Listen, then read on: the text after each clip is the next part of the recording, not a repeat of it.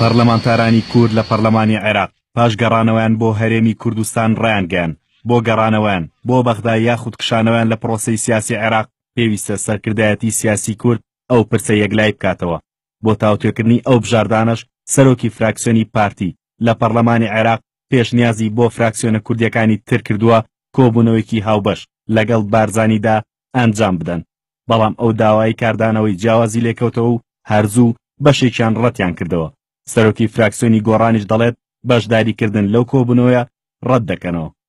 خۆ ئەو مجرد پێشنیارێکی کاک خەسرەوە بوو ئێمە ڕەتمان کردەوە کۆمەڵیش ڕەتی کردەوە، بەڵام ئەوەی کە هەوڵ بین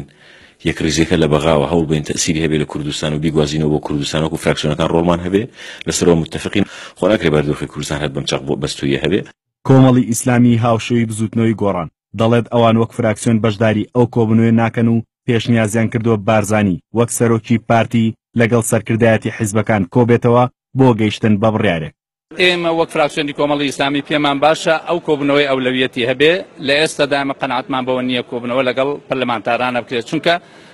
هیچ ڕنگدانەوەیشی نابێت لەبەرەوەی ئاڵۆزیەک هەیە لە کوردستان. ئێمە پێمان باشە لەگەڵ هێزە سیاسیەکان کۆبێتەوە ئەو تەنگەژە سیاسی هەیە لە هەرێمی کوردستان ئەوە چارەسەر بکەن، دوای ئەوە فراکسیۆنەکان بریتین لە ڕنگدانەوەی هێزە سیاسیەکان.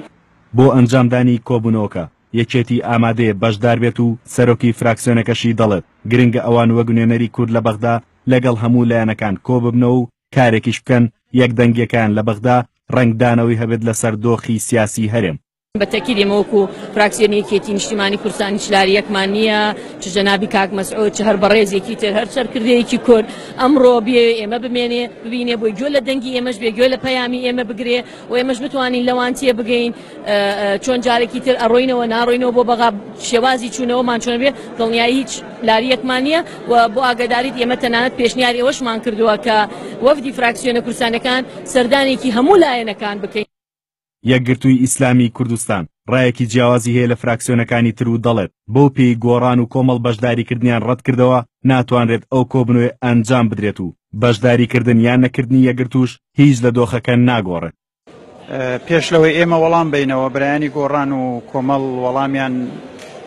بەنەرێنی دابووە کە بارودۆخەکە گونجاو نییە بۆەوە ئێمە وەکو یەکگرتووی ئیسلامی کوردستان هێشتا بڕیارێکمان سەبارەت بە مەسەلەیە گەڵاڵە نەکردەوە بەعتیبار شتەکە نابێت تا ئەم لە حەزەیەشە تا ئێمە بڕیارێکی لەسەر بدەین، بەڵام ئەگەر کۆبوونەوەیشی وا ببێ و هەموو فراکسیۆنەکان پێکەوە حازر بین ئێمەش بین بە بەشێک لەو کۆبوونەوەیە. پەرلەمانتارانی کورد لە بەغدا لە ماوەی ڕابردوو لەسەر زۆربەی پرسەکان هاوهەڵوێز بوون، بەڵام ئێستا دوای گەڕانەوەیان بۆ هەرێم ڕای جیاوازیان هەیە و لەسەر بەشداریکردن لە کۆبوونەوەیەک لەگەڵ بارزانیدا بوون بە دوو بەشەوە. هاوکار یاسین NRT